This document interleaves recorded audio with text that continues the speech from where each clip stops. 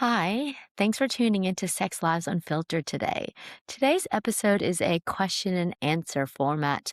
Now, these were quite popular on Instagram. I would ask people to write in, ask a sexologist your questions. They are anonymous questions. So rather than doing these anonymous questions online and only having 90 seconds, I thought, you know what?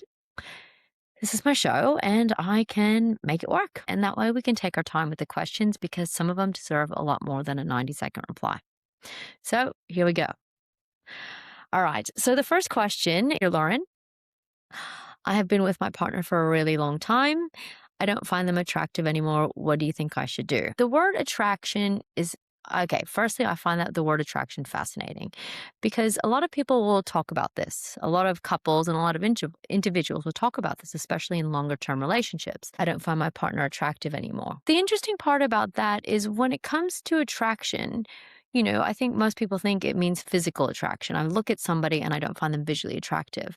But that's really often not the case. Like in my history of being a therapist, that has occurred a minority of the time. Majority when people are talking about attraction is I don't find somebody attractive because they haven't been listening, or I resent them because they have done something to hurt my feelings, or their personality has changed because we've been in conflict and they're treating me a certain way. That's usually what I see in terms of attraction. So I can't really understand the question, what you're saying in terms of attraction. If you visually don't find your partner attractive, which sometimes can happen, I get people to question this. People usually just say somebody's put on weight. Is our bodies don't stay the same forever. Like our bodies are going to change, they're going to age. Are you taking that into account in terms of your sexuality? Like, do you have an ageist perception of sex, firstly? And also, what is your perception of sex? Like, do only good young people have sex? Like, are only fit people having sex? And if you have these mental images in your mind that those are the only people who are allowed to have sex, you're kind of then coming in with the bias that you and your partner should look like that. And you know what? That's quite a critical lens and, could maybe have some unrelenting standards kind of sprinkled in there. And it's hard. It's hard for us to be completely perfect. Like Instagram models, porn stars, our bodies aren't perfect. So first think of that. The other thing is when I hear people say that it's the visual attraction. These are people who say that they can only get turned on visually. Now I do understand that visuals do help arouse people. That makes sense. Remember, our brain and our bodies help turn us on, and our brain is our biggest sex organ.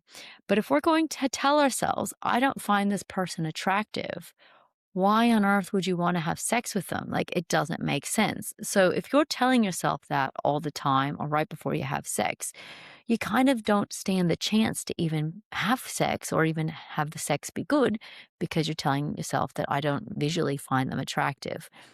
And well, we know that we also have other senses besides visual. And if you've known this person for a long time, my guess is you probably have some type of sexual script or a good enough sex model that you would have had where you have your go tos sexually that excite you and turn you on and probably work. So I would encourage you to figure out, well, how can my brain and body lead me to there?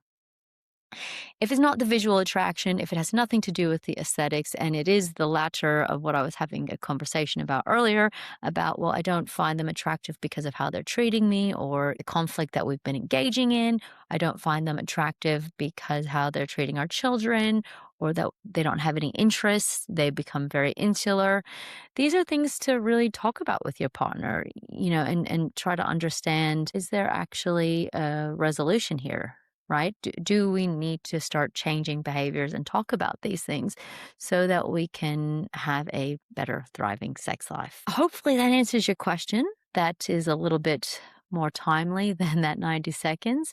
It is a popular one. People start fearing that, oh my God, I'm not visually attracted to my partner, that there's something wrong. The other thing is if we've been with this person for a long time and we look at them every day, day in and day out, sometimes maybe we take that for granted. Maybe sometimes there's a part of us that are like, well, I see this every day and and I take that for granted. So sometimes the beauty is in the eye of the beholder, as they say. And my suggestion, again, would be to, well, are you taking your partner for granted? All the things that they do and all the wonderful ways that they are attractive. Are you not considering how amazing they are? And if they're not amazing, then that's the other thing to talk about. So hopefully that helps. All right, second question. We're kind of on a theme here, but this question came in. This question, I'm telling you, this comes in all the time. Hey, Lauren, I am dating people and I don't want to go on a second date when I don't have sexual chemistry. How do I know if I'm going to have sexual chemistry with somebody? Oof, good question. I don't know if we know we're going to have sexual chemistry with somebody. And then, okay, sexual chemistry, that is a whole bloody topic in itself. Like, what is sexual chemistry? That again is very subjective because sexual chemistry, I think, can be defined and spoken about in very different ways. Because maybe what I find when I'm with somebody as hot sexual chemistry, somebody else might not see it in that same way. When we talk about sexual chemistry, we're talking about things just clicking, things are flowing, and I'm noticing you, you're noticing me, and it's just really good. Or maybe we share the same sexual interests, we have the same turn ons, the things that I like to be done to, you like to do, and vice versa.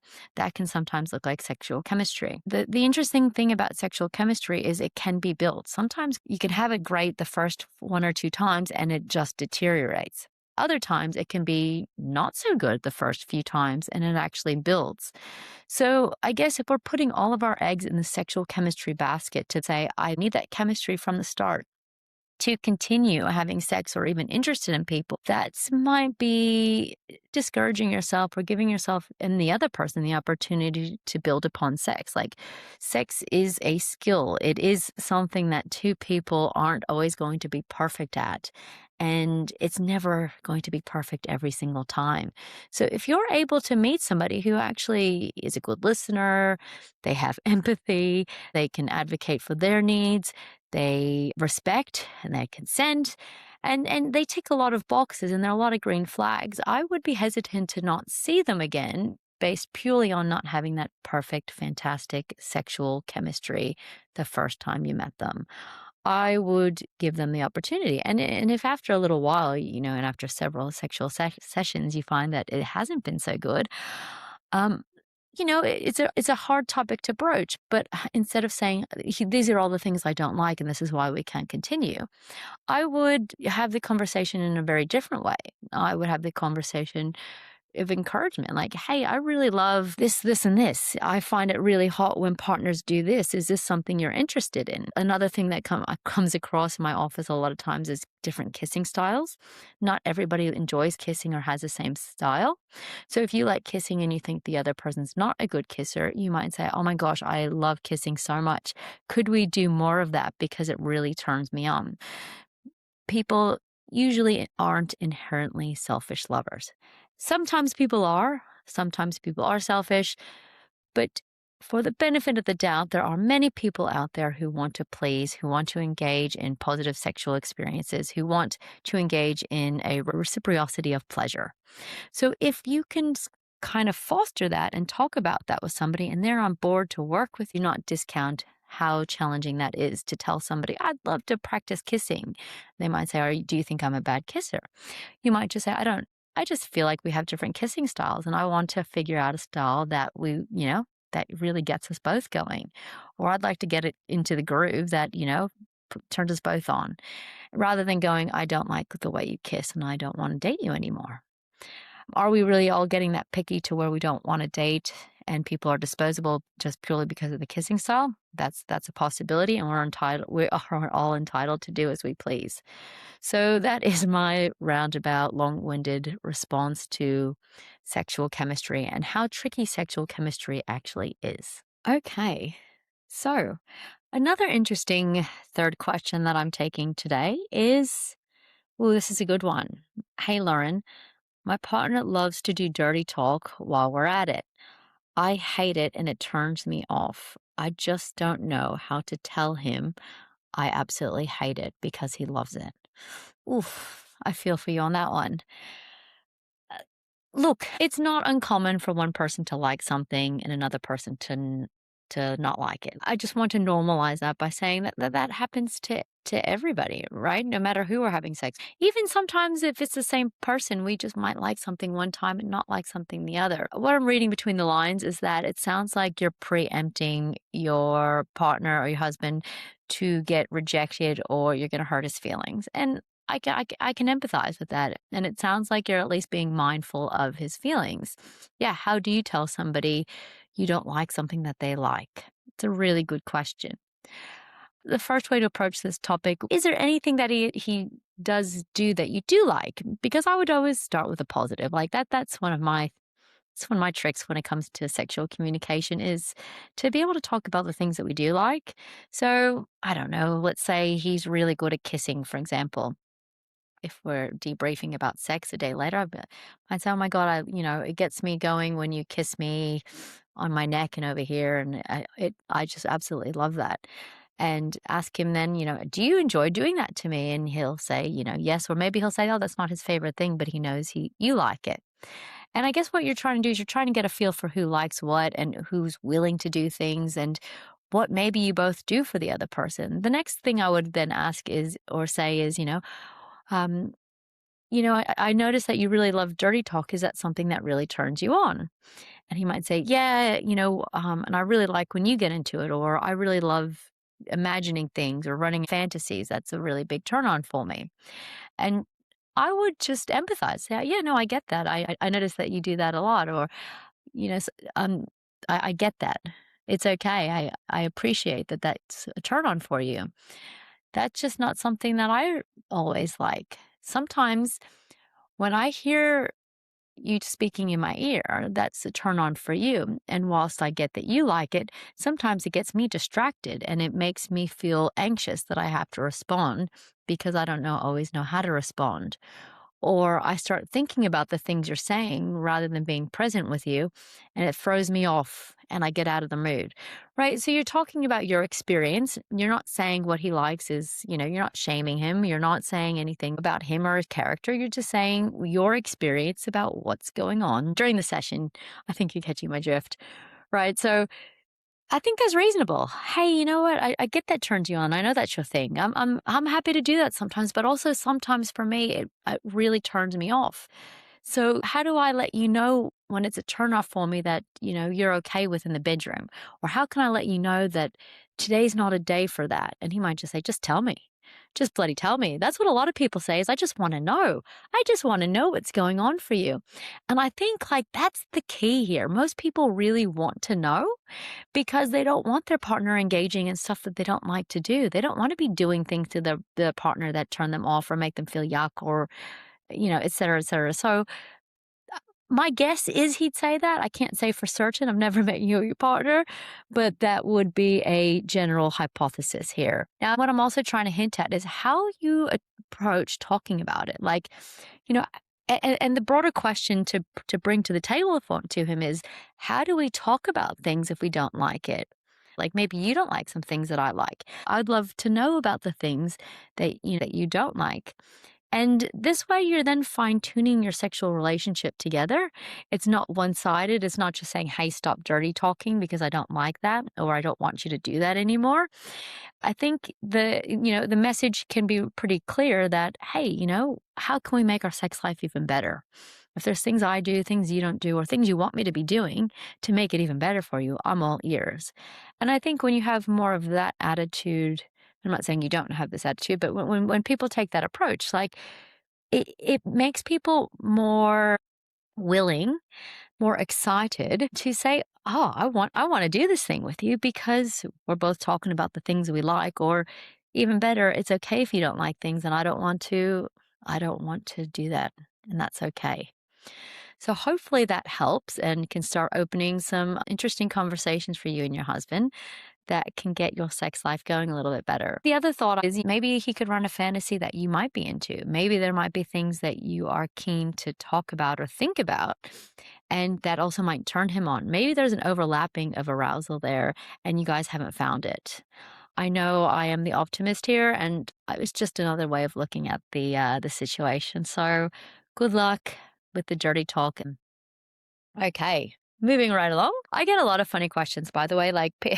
I've had people from around the world ask me, like, could you fly to Middle America and whip my husband for me because he's really into that and I don't want to do it. Like, I, I, no, I'm sorry, I can't. I had another person write to me from another country, um, offering to pay me almost more than what I make during an entire year to fly me out to go spend a week dominating them. And I can't even repeat what was asked of me on here. And as flattering as that is, I'm going to politely decline, but thank you. Just a reminder that Ask a Sexologist is just general questions about sex and relationships, not something about how I can personally assist you. Just want to clarify that just for future episodes and future questions and answers. But thank you. All right. Back to the more serious questions. Oh, okay. This is a good one that does come across questions quite frequently. Dear Lauren, I I have a large penis. I'm not sure if that is girth or length, but it's apparently large. So here we go. And it causes my partner pain. She doesn't want sex because of it, and it's just disrupting our sex life. I don't really know what to do anymore. Signed, sincerely frustrated. Yeah, I hear you. Without going into size conversations about genitals, which I think is a relevant conversation, but the first thing I'm going to do is talk about how it's causing your partner pain. Nobody wants to have sex in pain. And look, I feel for her too. It hurts. A quick solution that I would offer you both to try, and again, this is a try. This might not be a solution, but it's worth a try. Is to get O-nuts, I believe they're called. So they're like donut rings, and you put them around your penis, and it makes the length shorter. And so when you are actually inserting that, you're not going to be inserting the whole penis. That's one scenario to try if your partner it does enjoy some penetration, but not the entire length of your penis. That is a great thing to try. I'd also be ensuring that you're using lube and that your partner is getting their body's getting warmed up before you're even trying penetration. As the statistic goes, vulvas take 20 to 40 minutes on average to warm up. So if you're not taking the time and your partner's not aroused and you're just penetrating, there's a good chance that it's going to hurt. So I would also take your time, and also besides just the O-nuts and using toys to assist with the issue, I'd also be looking at, well, what are you doing for arousal? So if your partner is in any cycle of stress, if they are overthinking, if they're not feeling safe in their body, their head could be thinking a million miles per hour, that's probably also going to take them away from pleasure. They're not going to be in their body, and it's going to be hard to do any sort of foreplay. So there's a potential that your partner needs to regulate and start feeling comfortable and relaxed in their body before they can then get aroused. Hopefully that makes sense. I'm kind of troubleshooting a lot more than you guessed here, but it's worth trialing and ensuring that arousal is happening for your partner rather than just diving straight in. Not everybody likes to just dive straight in. There's nothing wrong with that. Some people do like it, some people don't. But if we're looking at vulva or vaginal pain, I would suggest being cautious and not diving right in, and also not penetrating with fingers, toys. So good luck. Last question for this episode. Hey, Lauren, I'd like to engage in kink practices, but my partner doesn't. My partner's more vanilla. Been in this relationship for a couple years, and I don't want to break up with them because it seems like it's a really great relationship and I finally found my person. What am I supposed to do? This is a bit tricky. So you found your person. You sounds like your relationship, you're getting along really well, and you might have different sexual interests. Well, I guess the question here is that a deal breaker? Like, you like kink and the other person doesn't. Okay. Does that mean you can't be together? Do you always have to engage in kinky practices for every sexual scenario? If so, and that is we're all entitled to like and do what we please. If that's what you require, then maybe this relationship isn't suited for you. However, on that note, I would also stipulate that sex doesn't always go a very specific way every single time we have sex with the same person. So even in the kink space, like I guess, for example, I don't know, you like spanking, for example. Well, you might like spanking, and that might be most of what you practice, but then one day you want to try something different. You want to bring food into the equation, for example, and do some sploshing. Now, you wouldn't want to break up with somebody just because you wouldn't want your partner to break up with you, most likely, just because you said, hey, can we try something different this time, even though we've always done the spanking. So I guess what I'm getting you to reflect on is if you do require a kink for every sexual scenario is, could you allow for different types of sex? Like the sleepy sex, the boring sex, the hungover sex, the I can't be bothered sex, the swinging off the chandelier sex, the this is the best sex of my life sex. The sex where it feels so easy and we're on the same page, and then also the sex that I wasn't really expecting it, but now we got into it and I really love it. So there's lots of different types of sex. That's something else to think about. So you want kink and your partner wants vanilla. Is it possible to dabble in both worlds? Like, have you asked your partner this? Do you know what they're willing and not willing to do? Like their yes, no's, and maybes? Because maybe some of their maybes could be where your pleasure overlaps. And these are some practices that you can do together sometimes. Maybe there are things that your partner likes and that you don't like, and vice versa, but you're both willing to do for the other person. That shouldn't be something to disregard and just throw away, because I think to expect that the other person's going to like everything when we like it is a myth. It's a fallacy. I'm kind of deviating a little bit from the concept of vanilla versus kink. I mean, this is also, we're using some language that I guess personally I just find very challenging, because in the world out there, like what does kink actually mean to people is so different. Like when I hear kink, my mind can go to some very kinky places. But for other people, when they're talking about kink, they're just talking about some very light spanking, and they might find that extremely kinky. And some people's vanilla, on the other hand, some people think, vanilla means just missionary and penis vagina.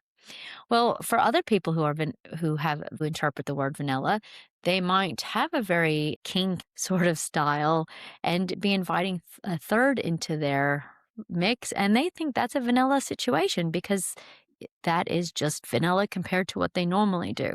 So what's one person's kink is another person's vanilla, which is another person's uncomfortable, which is another person's turn on. So I can't yuck anybody's yum. And I don't understand, I guess, specifically where your kinks and vanillas lie. With that said, I'd ask you, are you and your partner on the same page? Like, do you know what your vanilla or their vanilla and your kinks are? And are you very explicit on that and very understanding? Because if so, and you both understand that there's a huge differentiation and you both have very different sexual needs, wants, arousal patterns, or erotic blueprints, then you might get challenged to find the area that overlaps. I always think of the Venn diagram. I always tell a lot of my clients, here's my pleasure, here's your pleasure. And then we put them, what overlaps and what are some practices that we do that overlap, rather than make it a me versus you. And sometimes we can find that in the vanilla kink middle. So good luck with that. Okay. Those are the questions for this week. I want to thank you guys for tuning in, and also thank you for tuning in and sending me these questions. I find it awesome that people are still doing that, so I appreciate that. Keep them coming. Just email askasexologist. That's all one word, askasexologist at laurenmuratore.com. Please don't put your first name or last name. Sometimes an email, that's unavoidable. I will be deleting these just for reference after they are aired. Don't tell me anything personal, anything about your history. It's just a very open-ended question, kind of like the ones you heard today. I will be putting a form on my website that is coming soon, so you can actually just jump on my website and put something in there, and it'll just be sent to me anonymously. And hopefully that'll be a little way to kind of break the ice as well if you're reluctant to to slide into my DMs or send me an email. Hopefully, you liked this different episode, this different pattern and style. I will be doing a lot more of the Q&As because people are asking the questions. And you know what? These are the questions everybody wants to know, or we all have, or we've experienced at one stage in our life. And hopefully, they're making the topic of sex a little bit less uncomfortable and awkward, and we can actually just put some information out there and I'll talk about it together without any barriers. And on that note, I hope you are embracing your sexuality because you know what? You deserve it. Thanks for tuning in. I'll catch you next week.